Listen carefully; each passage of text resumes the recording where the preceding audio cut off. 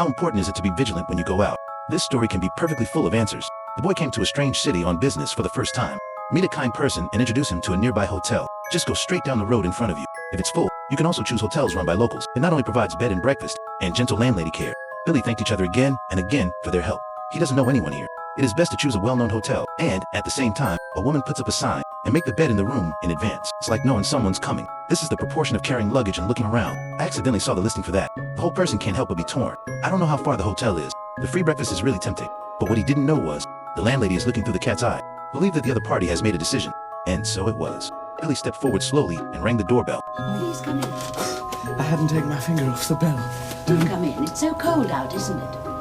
Yes, but, You saw the notice in the window.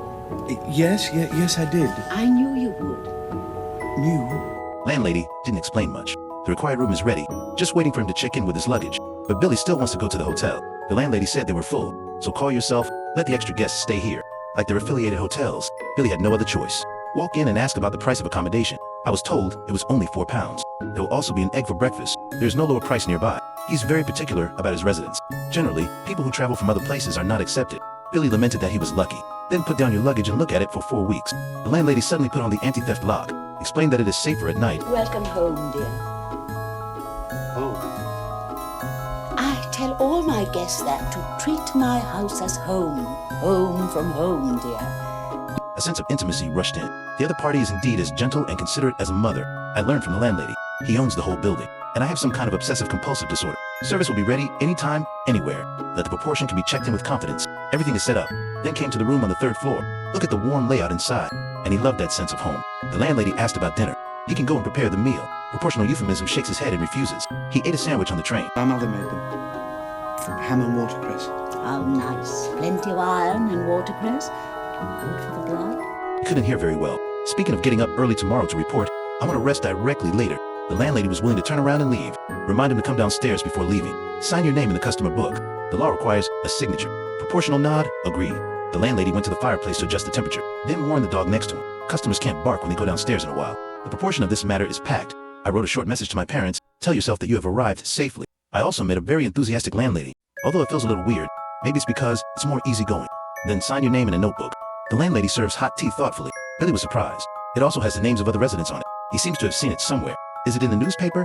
Maybe they are famous people. The landlady doesn't think so. Billy is still a little skeptical. The first person checked in 2 years ago.